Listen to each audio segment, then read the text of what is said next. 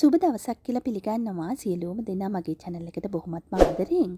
අද ගෙනාවේ බටලප්පන් රෙසිපි එකක්. මේක ලිපේ සහ රයිස් කුකර් එකේ දෙකේම හදන රෙසිපි එකක්. ඉතින් ඔයාලා පළවෙනි වතාවට නම් මගේ වීඩියෝ එකක් බලන්නේ. මගේ වීඩියෝස් වලට රෙසිපීස් වලට කැමති නම් මාව subscribe කරලා තියාගන්න. bell icon එක click කරලා තියාගන්න. වීඩියෝ එකක් දාපු සැනින් ඔයාලට බලන්නට පුළුවන්. එහෙමනම් අපි යමු රෙසිපි එකට. අපිට මේකට අවශ්‍ය වෙනව කුළු බඩු කිහිපයක්. අත්‍යවශ්‍යම දේ තමයි සාදික්කා ගෙඩිය කුඩු කරගෙන හරි මෙන්න මේ විදියට හරි සාදික්කා කුඩු තෙහැඳි කාලක් විතර ලෑස්ති කරගන්න. කුරුඳු අඟලක විතර කෑල්ලක් තිබ්බහම ප්‍රමාණවත්. එහෙම නැත්නම් කුඩු තෙහැඳි කාලක් කරදමුංගු වලින් 4ක් අරගෙන ඒක හොඳට කුඩාවට තලා ගන්න. කරාබු නැටි වලින් 2ක් අරගෙන ඒකත් හොඳටම කුඩු කරගත්තා. ඒක පොඩ්ඩක් පැත්තකින් අරන් තියාගමු. සීනි ග්‍රෑම් 240ක් අරගන්න. මම නම් ගත්තේ රතු සීනි. සුදු සීනි ගත්තත් ප්‍රශ්නයක් නැහැ. මේකෙන් ග්‍රෑම් 120ක් වගේ දාලා මම මේක කැරමල් කරගන්නවා. පැහැ වැඩි වෙන්නට ඕන හින්දා ප්‍රමාණය වැඩි කරගත්තා. පැහැ අඩුවෙන් අවශ්‍ය නම් මේ ප්‍රමාණවල අඩු කරගත්තට කමක් නැහැ. මේ විදියට හැන්දක්වත් අතින් අල්ලන්නේ නැතුව මේක කැරමල් කරගන්නට පුළුවන් මේ විදියට. පතුල ඝනකම පාචනයක් තියෙනවා නම් වඩාත් හොඳයි. ඊට පස්සේ මේක සීනි ටික ඔක්කොම දිය වුණාට පස්සේ උණු වතුර වලින් කොප්ප කාලක් විතර එකතු කරගන්න. එකතු කරගෙන මේක කැටි ගහනවා නම් හැන්දෙන් එහෙට මෙහෙට කරලා හොඳට දිය කරගන්න. මෙහෙම ටික වෙලාවක් දිය කරලා ඉවර වෙලා අපි කුළු බඩු ටික මේකට එකතු කරගන්නවා. ඊට පස්සේ ඔයාට ලුණු අවශ්‍ය නම් ලුණු මේ වෙලාවේ පොඩ්ඩක් එකතු කරගන්න. මම ලුණු දැම්මේ නැතුව තමයි හැදුවේ. පොල් කිරි වලින් අපට අවශ්‍ය වෙනවා මිලිලීටර් 450ක්. ඒකට වැනිලා වලින් තෙහැඳි 1/2ක් විතර එකතු කරගන්න. හොඳ තත්ත්වයේ වැනිලා එකකින් එකතු කරගන්න. ඊට පස්සේ ඒ ටික හොඳට මික්ස් කරගෙන අපි බොහොමත්ම අඩු ගින්දරේ තියෙන සීනි සිරප් එකට මේක දාගන්නවා. සීනි කැරමල් එකට මේක දාගන්නවා. දාගද්දී ඔයාට සීනි කැට වගේ තියෙනවා නම් චූටි වෙලාවක් මේක මික්ස් කරද්දී ඒව දිය වෙනවා. ඊට පස්සේ පොඩි වෙලාවක් ලිපේ තියලා බොහොම අඩු ගින්දරේ අපි ඒක එළියට අර ගන්නවා. ඊට පස්සේ සාමාන්‍ය මීඩියම් ප්‍රමාණයේ බිත්තර 5ක් ගන්න. ඒ බිත්තර 5 වෙනම කඩලා බෝල් එකකට දාගන්න. මොකද බිත්තරයක් නරක් වෙලා තිබ්බොත් අයින් කරන්නට පහසුයි. නැත්නම් අනිත් බිත්තර ටිකත් අපත යනවා. ඒ විදිහට මම බිත්තර 5ම කඩලා බෝල් එකකට එහෙම නැත්නම් වාචනයකට දාගත්තා. ඊට පස්සේ මේක විස්ක් එකක් එහෙම නැත්නම් අතින් ඔයාට කරගන්නත් පුළුවන්. විස්ක් එකක් මේ වගේ එකක් අත්‍යවශ්‍ය නැහැ. අතින් ඔයාට හොඳටම මික්ස් කරගන්න පුළුවන්. මේ විදිහට මම මික්ස් කරගත්තා. අපේ කලින් මිශ්‍රණය නිවෙනකන් ඒක පොඩ්ඩක් පැත්තකින් අරන් තියාගත්තා. ඊට පස්සේ මම රයිස් කුකර් එකේ හදන්නේ මෙන්න මේ වගේ කුඩා කප්ස් වල ඒ කප්ස් ටික හොඳට ඔයිල් තවර ගන්න. එතකොට අපට අනිත් පැත්ත හරව ගන්නට හරිම පහසුයි වටලප්පන් එක. හොඳට ඔයිල් තවර ගන්න. තවරගෙන ඒ ටිකත් පැත්තකින් අරන් තියාගන්න. අපිට තියෙන ප්‍රමාණවල අනුව කප්ස් 4කට විතර තමයි ප්‍රමාණය තියෙන්නේ. මේ තියෙන්නේ අපි ලිපෙන් බාගත්තු ටිකක් නිවිච්ච මිශ්‍රණය. මේක නිවුණට පස්සේ අපි බිත්තර මිශ්‍රණය එකතු කරලා හොඳට කවලම් කර ගන්නවා. මේක දාන්නට පහසු හින්දා මම අනිත් වාචනේම අරගත්තා. ඊට පස්සේ ඒක හොඳට පෙරා ගන්න ඕන.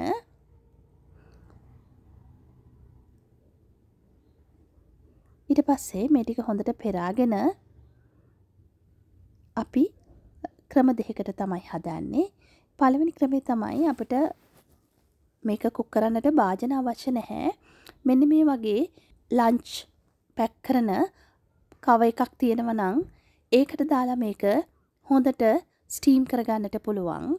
මෙන්න මේ විදියට කව එකෙන්ම වහගන්න. වහගද්දි කාඩ්බෝඩ් පැත්ත උඩට හිටින විදියට වහගෙන මේක හොඳට තද කරගන්න. ඊට පස්සේ මේක පොඩ්ඩක් පැත්තකින් අරන් තියාගන්න.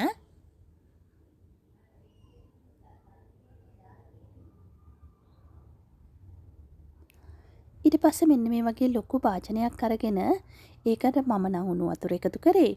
මේකේ අපි ලිපේ තියෙන කප් එකෙන් පොඩි ප්‍රමාණයක් කාලක් විතර වැහෙන්නට අපි එකතු කර ගන්නවා. එකතු කරගෙන මේ වගේ දරන්නක් දාගෙන ඒක ඇතුළට පරිස්සමෙන් බස්ස ගන්න. මොකද උණු වතුර අතේ ගෑවුනොත් පිච්චෙන්නට පුළුවන්. ඊට පස්සේ මෙන්න මේ වගේ රෙදි කෑල්ලකින් කවර් කරපු ලිඩ් එකකින් වහගන්න. මොකද ස්ටීම් ඇතුළට වැටෙන එක වළක්වන්නට තමයි අපි එහෙම කරන්නේ. මේක විනාඩි 25ක් 30ක් කාලයක් කුක් වෙන්නට දෙන්න. මේ තියෙන්නේ රයිස් කුකර් එකේ තියන්නට අපි හදාගත්තු කප්ස් ටික. මේ කප්ස් වලින් 90ක් විතර ෆිල් වෙන විදියට අපි මිශ්‍රණය දාගන්නවා. ඔයාට කප්වල ප්‍රමාණය වැඩි කරගන්නට නම් මම කියපු ප්‍රමාණවල වැඩි කරගන්නට පුළුවන්. ඊට පස්සේ කප්ස් වලට අපි මිශ්‍රණය ෆිල් කරගත්තට පස්සේ ඒක පොඩ්ඩක් පැත්තකින් අරන් තියාගන්නවා.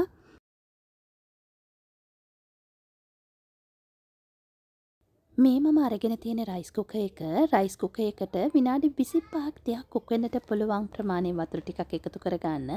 උණු වතුර එකතු කරගන්න. එතකොට ප්‍රොසෙස් එක ඉක්මන් වෙනවා. ඊට පස්සේ මේ තියෙන ස්ටීම් කරන කොටසට අපි වටලප්පන් ටික එකතු කරගන්නවා. ඊට පස්සේ මෙන්න මේ වගේ රෙදි වලින් ආවරණය කරපු විදියට ලිඩ් එකෙන් වහගන්න. මොකද ස්ටීම් වැටෙන එක වළක්වන්න. මේ තියෙන ලිපේ තිබ්බ අපේ වටලප්පන් එක. මේක අපි තැඹුණාද කියලා බලන්න තමයි යන්නේ. පරිස්සමට මේක අරගන්න. ඊට පස්සේ ටූත් පික් එකක් ආධාරයෙන් මේක පොඩ්ඩක් තැඹුණාද කියලා බලා ගන්නට පුළුවන්. කිසිම දෙයක් තැවරිලා නැත්තම් ටූත් පික් එකේ මේක තැඹිලා තියෙන්නේ. මගේ වටලප්පන් එක මේක 95%ක්ම තැඹිලා තියෙන්නේ. තව විනාඩි 2-3ක් තිබ්බහම ප්‍රමාණවත් වෙනවා. මේ වෙලාවේ මම මේකට මුද්‍රස් පලං සහ කජු ටිකක් එකතු කරගන්නවා. එකතු කරගෙන මේක වහලා තවත් විනාඩි 2ක් විතර මේ විදියටම කුක් වෙන්නට දෙනවා.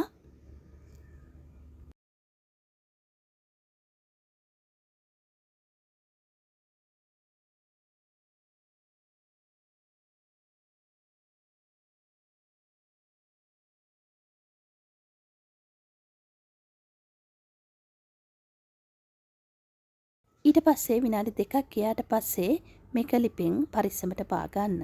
අත උණුසුම් ස්ථානවල නොගැටෙන විදියට මේක පරිස්සමට පාගන්න. මේ තියෙන්නේ රයිස් කුකර් එකේ අපි හදාගත්තු වටලප්පන් ටික. මේකත් ලිපේ හදාගත්තු ටික විදියටම මුද්‍රස් පලන් සහ කජු එකතු කරලා ඩෙකරේට් කරගන්න. ඒවා ඔයාට අවශ්‍ය නැත්නම් ඔයාට අවශ්‍ය වෙන දේවල් එකතු කරගන්නට පුළුවන් රස වැඩි කරගන්නට. සාමාන්‍යයෙන් අපි මේවා තමයි වටලප්පන් වලට එකතු කරන්නේ. ඊට පස්සේ ලිඩ් එකෙන් වහලා තවත් විනාඩි 3ක් විතර කුක් වෙන්නට දීලා අපි ලිපෙන් බා ගන්නවා. මේ තියෙන්නේ රයිස් කුකර් එකේ හදපු අපේ වටලප්පන් 4. ලස්සනට පෙනුමට පැහැයට තියෙනවා. හැබැයි වටලප්පන් සාමාන්‍යයෙන් හදන්නේ හකුරු වලින් හදනවා වගේම එන්නේ නෑ සීනි වලින් හදද්දි. ඒක කියන්න ඕන දෙයක්. හකුරු වලින් හැදුවම තමයි මීට වඩා රසට පෙනුමට වටලප්පන් එන්නේ. අපි බලමු අපේ පොඩි කප් එකක් අනිත් පැත්ත හරවලා. මොකද අපි මේකේ හොඳට ඔයිල් තවරගෙන තමයි දාගත්තේ. මොකද ගලවන්නට පහසු හින්දා සිදුරු තියෙන ලස්සන වටලප්පන් එකක් තමයි අපිට හම්බුනේ. රස බලමු අපි රස කොහොමද කියලා. හරිම රසයි. ඔයත් try කරලා බලන්න. හරිම පහසුයි. ඉතින් තවත් මෙවැනි රෙසිපි එකකින් හමු වෙමු. සුබ දවසක් සියලු දෙනාටම.